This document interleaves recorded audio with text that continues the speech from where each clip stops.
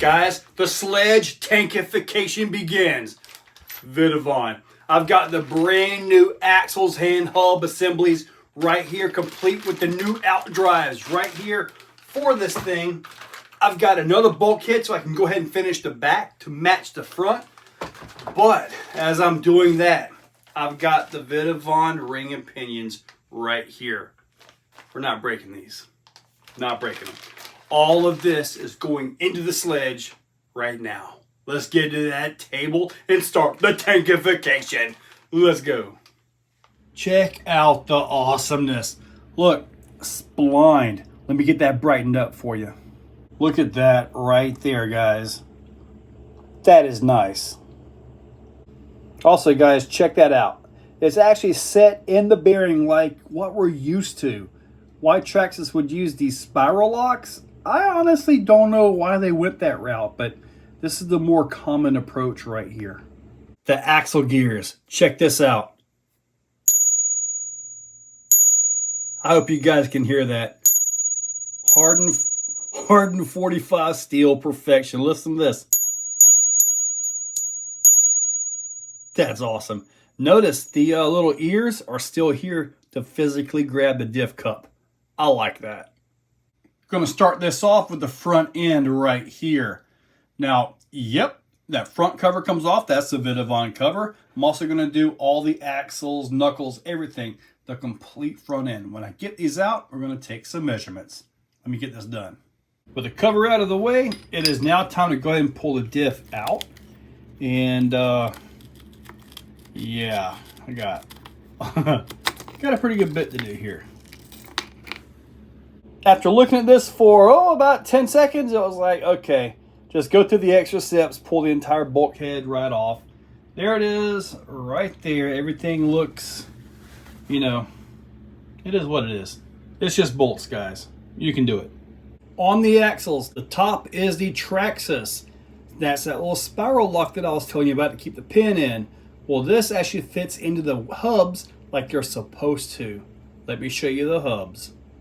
The Traxxas hubs right there. Not a whole lot of horizontal separation on the bearings. Now look at the Vitavon. Got a lot more horizontal separation plus 3 bearings. Yep, it's a triple bearing hub. Look at the beef, guys. The Traxxas axle pins come in about 3.5 millimeters. And the new Vitavon ones come in at pretty much 4 millimeters. Half a millimeter makes a difference. The Traxxas CVD pins are 3 millimeters and the Vitavon ones are 3.5 millimeter in diameter. Axle ring and pinions right there. Obviously the stock on the left and the Vitavon on the right. They are the same ratio, but the Vitavon, so much better quality. And I mean, it's not even funny. The Vitavon outdrives are almost 17 millimeter. The stock ones, 15. So no, the axles from Vitavon will not fit these stock outdrives. You reuse the stock O-rings, gasket, and internal gears, and I topped it off with some 250K oil. And there it is. It feels really good, guys. I'm telling you, it feels really good. I'm gonna add a little bit of udder butter to it, lube this thing up, and this is ready to go back in. Beautiful. The front end is pretty much done. I want to point out something. Use some thread lock on this little bolt right here. If that little guy comes loose, that's all that holds all this assembly on. Now, as long as you've got the wheel nut and all here that's actually capped, like the one from Vitavon right there, it won't actually get lost, but you can lose your entire wheel assembly. So I'm definitely thread locking that with some medium strength thread lock and tightening everything down. The spline setup, that is awesome. That is beautiful in so many ways. And unless you've actually seen this video, or you've seen a video that actually shows all the details of this setup, you'll never know it. Now it's time for the back. I've already taken the wing mount off, already getting started on it. Pretty much there's nothing different than what you saw on the front. It's just obviously on the back. So yeah, I'm just simply going to go ahead and get this done.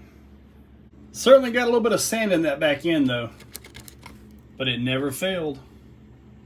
As I'm putting the back end together, on these bulkheads, he actually has a little bit of foam on here to try to stop some of that dirt that you guys just saw in this, or in the stock one. So yeah, hopefully that right there will get the job done. Still got to put the wing on, a little nuts, bolts, pieces, but one thing's for sure, with these back here, no more of those stupid little O-rings. This stuff is nice, guys. It's all back together. Everything is ready to go. Got an 8,000 milliamp CNHL battery in this thing right now. Yeah. Let's go get those brand new parts dirty. Let's go.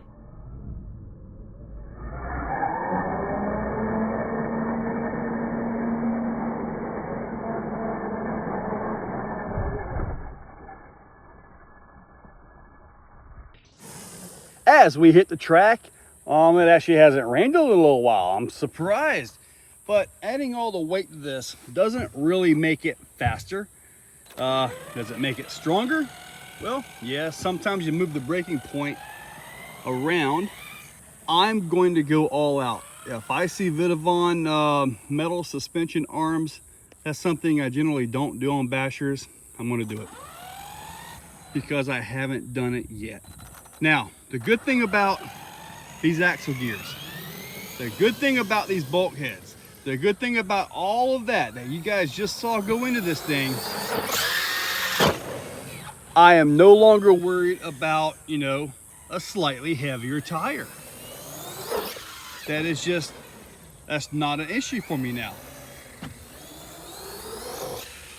And believe me, even if I do all metal arms, all that stuff, I'm still gonna bash this thing. And the reason is I've never done that with the metal arms. I mean, I have with like the UDR and the Super Bar Ray 2.0. Wow, this thing runs good. Still not as fast as that Creighton 6S. I can't wait till I get my new Hobby Wing system in. Man, I've got the 2500 kV 4S version. I've got another 2250 kV version coming. Got another Max 4 version coming with the 560. Nice flight. I've got all that stuff, but it's all on back order. For some reason, they keep selling out. But I've got more parts for this thing in there. And you know what? It's about time to go in and tear this thing right back apart. Hopefully the sand isn't quite as sticky as it was before. So, but there is one thing I want to do though. One thing I want to do, and it involves a whole different dirt hill. Yep, you guys know what it is. Now, although I haven't done it yet, I'm going to change the slope of this, kind of give a little bit more of a distance on it, because I'm going to take advantage of that big soft landing pile over there. I'm going to try to hit it though, just like this, just to see. Hopefully I'll get the pipe in so I can do my drainage and move this dirt over there and actually start filling this swamp wasteland out. Yeah, I got to have water drainage. But anyway, I'm going to hit that and try to make it all the way to there without the adjustments on that. So we're going to get this in slow motion. Of course, you guys knew that, right? Here we go.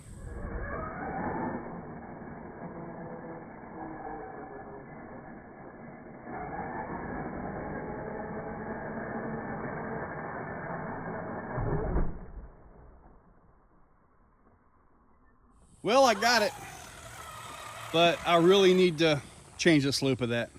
Let's go ahead and hit this thing real quick.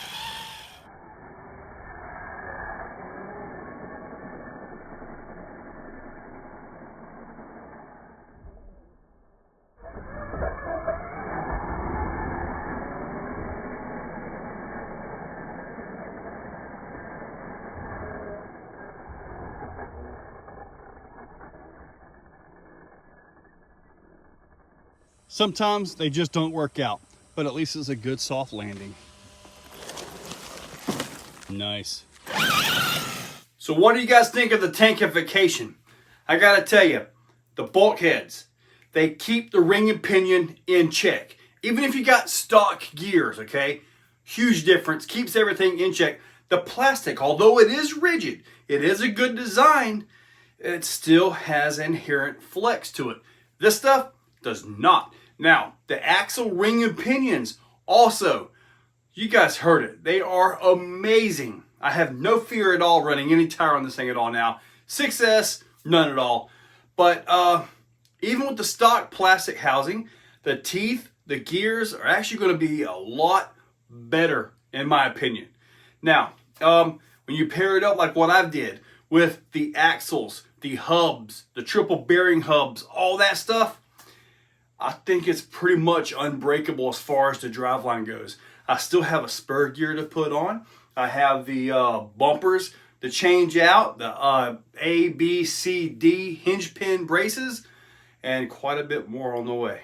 Yeah, you guys are going to love this thing. And then, believe it or not, it still handles great. And like I said on the stand, when I see that there are metal arms for this, like the metal upper links, which I got to put those on as well, I'm going to do it. I have never done that. I've always been one of those guys, okay, you got to have some flex, and there's a lot of merit to that. There really is. But I'm going to do the metal arms. If I start shearing hinge pins, if I start having issues like that, you guys will see it. But anyway, guys, check that description. I'll link up this stuff down below. Use those links. They are affiliate links. Main, eBay, Amazon, and Horizon. Hit that subscribe and ring that bell. Guys, it's been awesome. Thank you all for watching. If you're still watching, you are top shelf. You are the cream of the crop, the pick of the litter. You are phenomenal. Thank you for watching to the end of the video. It means a lot to me. Now, down below, there are links for the products you see. Also for channel memberships, if you guys want to be a part. Channel members get early viewing on pretty much everything that I can. So, guys, check that description. There's a lot of info down there. Thank you all for watching.